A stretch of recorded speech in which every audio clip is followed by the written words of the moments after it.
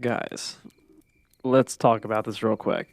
So, I had originally recorded this episode along with several Patreon bonus content pieces last week prior to the holidays to get this out there. It is now since past the holidays at the time of recording this. I'm not sure when or if this will ever get uploaded or where it will.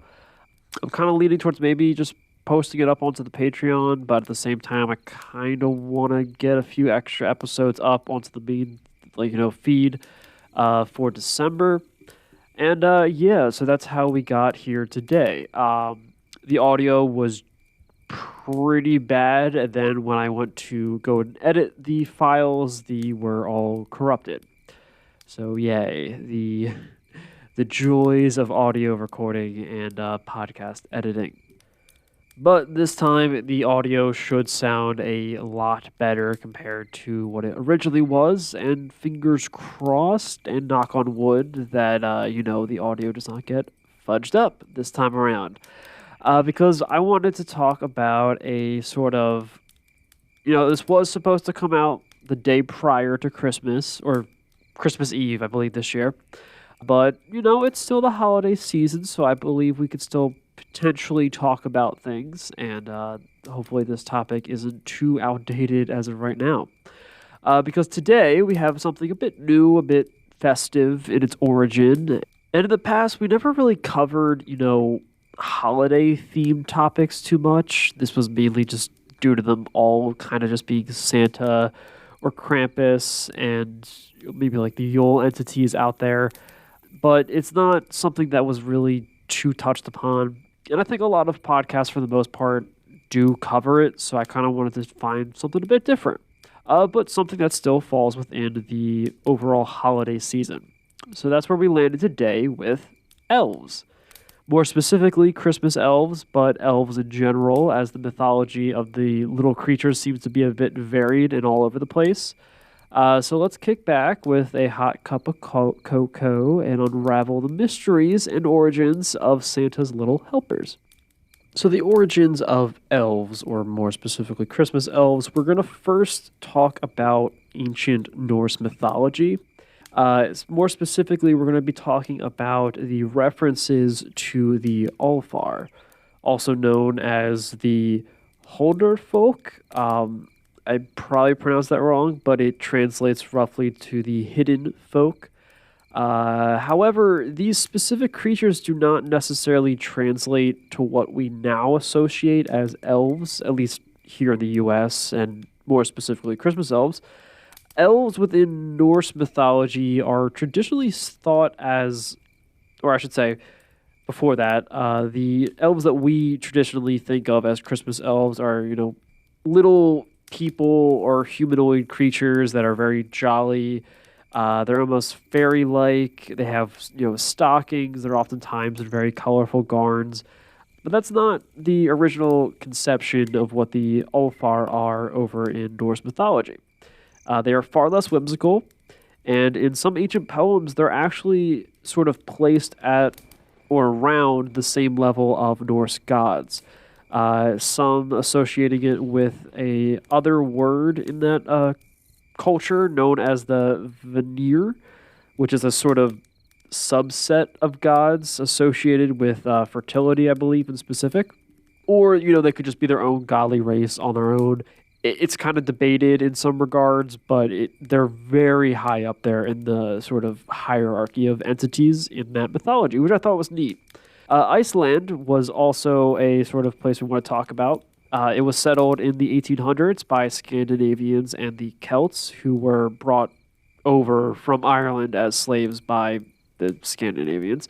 But both the Scandinavians and the Celtic cultures had myths of fairies, elves, and sort of nature spirits. And that began to sort of meld with the concept of what the Alfar were with the Norse. And this sort of culmination of three cultures, along with the addition of the Icelandic landscape, kind of was the perfect breeding ground for these stories to continue. Because you see, at this time, Iceland, and it still is, it has this very, mythical eeriness to it. Like it's very natural with its volcanoes and coastlines and sceneries. And at nighttime, it gets so dark sometimes in the winter that the northern lights are the only things that are illuminating stuff. So it has this very mystical sensation to it. And if you're an explorer finding this place for the first time, it's not unreasonable to believe that stories that you have from your homeland are kind of being melded into this region that kind of has those properties of the mythical creatures that you associate with. So, around this time, Scandinavians and Celts were not the only European cultures that have this sort of unseen or supernatural species that are symbols of the wilds that are sort of surrounding them. The Germans actually had their own beliefs in dwarves and little spirits known as the kobolds. And while over in Scotland, there were house spirits known as brownies, which are sort of similar to whatever Dobby was from Harry Potter, if you can kind of think of that. During medieval Europeans, I should say, medieval Europeans saw elves as dark and dangerous, and they linked them oftentimes with demons. Now, in the Old English Beowulf, which dates around 700 to 1000 AD, elves were actually mentioned as being a sort of race that's a descendant of Cain. So they kind of got this weird Bible association with them and demons around this time. And this is very much just like, they're lumped into being a culprit of what happened to Christianity kind of spreading across Europe at that time. Elvish folklore was kind of all over the place, and that again is also to blame for Christians because they kind of it has a habit of moving into regions and kind of incorporating aspects that they like and then demonizing aspects that they don't. So elves kind of got the latter end of that stick. So as the religion crept across the continent, they lumped in, like I said, aspects that they enjoyed. Hence why elves are both seen as good and bad, depending on when and where you're reading about them. They could either be helpful and, deliver babies during rough pregnancies, or they could be, like changelings and steal the babies and replace them with a deformed offspring.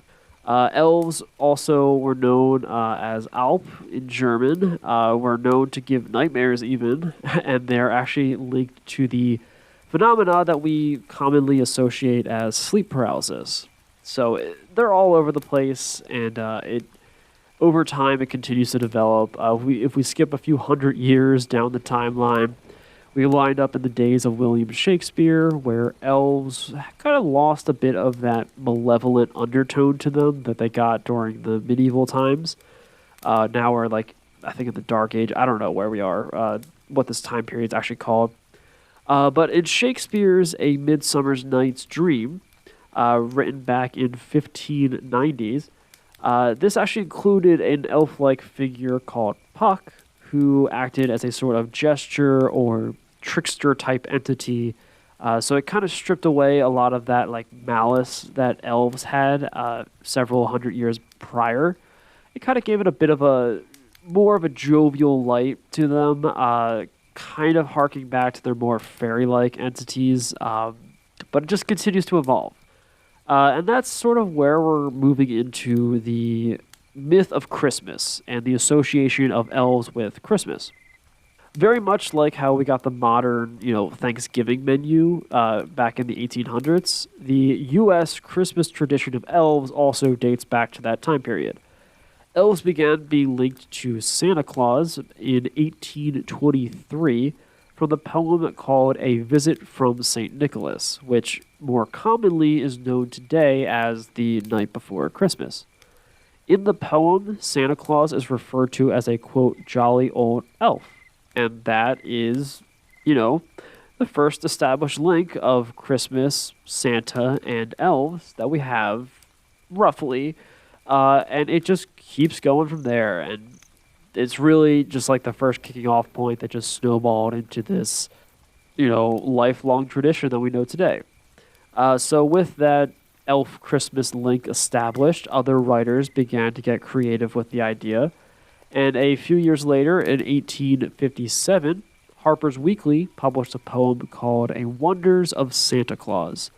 And I'm going to read a snippet from here in which it tells how Santa, quote, keeps a great many elves at work, all working with all their might, to make a million pretty things, cakes, sugar plums, and toys, to fill the stockings hung by, by the little girls and boys.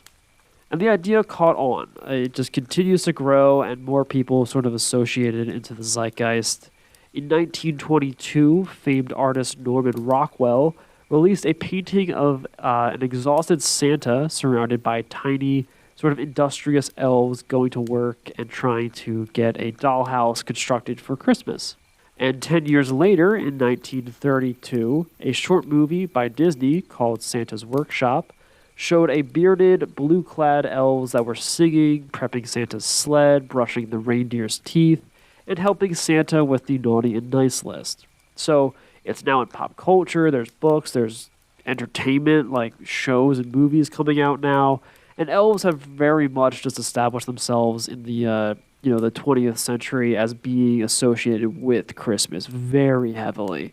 The modern age, or modern era, I should say, also brought along some more untraditional elves. We have a very set pattern as we started things. But here we get a few instances in which they're not. The very first form that we can kind of associate with this is Hermie, the misfit elf in the 1964 classic TV special Rudolph the Red-Nosed Reindeer. He wanted to be a dentist, which, rather than working for Santa for his whole life. And let me just say, that movie is terrifying in a lot of ways, and I never enjoyed it too much. Not because of the plot or because it was kind of creepy. I didn't like Hermie. Hermie was just not a good plot point. I thought he sounded weird. I thought he looked weird. Like, everyone else kind of looked like okay, jovial, and like kind of cute in a way, but Hermie just looked odd. He just looked like some dude, like, who was short and like given a giant head, and like it was just odd. I didn't like the character. And this is me as a kid. I haven't seen it in years. But in 2003, there's also the well-known comedy movie Elf, which starred Will Ferrell as a human who was raised by Santa and his elves, and yada yada, traveled back to New York, did his own thing, which just further cemented a kind of non-traditional aspect or association with elves. They can kind of be whatever. But actually taking a quick step back, I wanted to talk about something with the more mythological aspects of elves. And this is still in the modern era, but it has that association. So we're going back to Iceland, in which Icelanders, or Icelander, I don't know how to pronounce it, whatever, believe that around, or I should say their association and belief system around elves today is what I kind of want to talk about. Back in 2007, there was a survey conducted, and the end results are kind of shocking. A whopping 37% of Icelanders said that it is, quote, possible that the Alfar still roam the countryside of Iceland. Another 17% say that it is, quote, probable that they are still roaming the country. And 8% of the population that was surveyed say that there is, without a doubt, that elves are still off in the wilderness somewhere. That is 62% of the overall population that got surveyed that believe to some level that these creatures are still roaming the countryside. And I think that that is just fascinating. I know that there's stories of like highways and roads. Don't know if that is in Iceland or if it's somewhere else in Europe, in which they will be detoured because it's like fairy country, that you're not supposed to cut through that specific area because you would be disturbing the fae folk. And it's just fascinating to believe that you're not often associating this like firm level of belief with like a European country. I think there's this weird stigma that people have that like, oh, it's Europeans. They pushed past this belief. They're not like whatever. It's dumb. It's probably racist to some degree, but it's there. And I always found this interesting. I know it's kind of similar, I guess, in like a lot of like Romanian territories that kind of have similar beliefs. I know we talked about the what's it called, the Balbal, along with the Aswangs in the Filipinos cultures. And they are very heavily believing in that as well. So it's definitely something that you see across the globe, not as often and not with every specific belief, but it's there. And I just found this interesting and thought I wanted to sort of add it into the story before we wrap up with our last little note that I have right here. And we're going to be talking and wrapping up this episode with a more recent tradition and association to elves, being the elf on a shelf. And again, it's the latest elf innovation, giving the elf a duty that they had never really had before. Not making toys, but sort of being Santa's informant. In some ways, the elf on the shelf is arguably creepy and gives a weird aspect to Christmas, but people like it. Alternatively, again, it's been panned as being creepy or adorable. It has still become a very fun holiday tradition for a lot of people. But the trademarked elf on a shelf dates back to 2005 when author Carol Albersold, a self published sort of tale of this little elf. And essentially, the plot was, Santa sent this elf out to report on children as, their last minute behavior leading up to Christmas. The release of this short story also had the toy elf, which became infamous as being the elf on the shelf, and thousands of copies were sold all over the United States. And it's just blown up. It's become a thing that has become a tradition here in the United States and has, I believe, spread elsewhere. I could be wrong. But I just wanted to add that in as a last little talking point for elves. I'm not going to ramble too much because, again, I already recorded this episode. But elves have kind of always been in the pop culture zeitgeist. It's always been associated with mythology. And now we have stuff like Elf, the movie, Elf on the Shelf, elves in, medieval senses, such as like Lord of the Rings, the Elder Scrolls games, all that stuff. They're still out there. There's still lots of variants to them. And again, we're talking on a very, very condensed, brushed up version of what elves are. We didn't even talk about all of them. But I kind of wanted to just talk about the holiday aspect of it a bit more. And I thought it would be kind of neat to sort of break down. I hope you guys did enjoy. I'm going to be re-recording all those Patreon stuff for you guys in just a bit. So I hope you enjoyed, and I hope to see you guys next week with stuff. Because again, I'm not going to ramble. But before I depart, if you wish to help support the podcast in any such way, you can do so by heading over to Patreon. That's patreon.com/realm of unknown, where we have tons of bonus episodes, behind the scenes content, and some stuff from investigations that I've gone on at local haunted locations. There's a $1, $3, and $5 tier list, and pretty much all of the bonus stuff you'll get at $1, and it just increases as you go up. Also, if you can't support financially, I totally get it.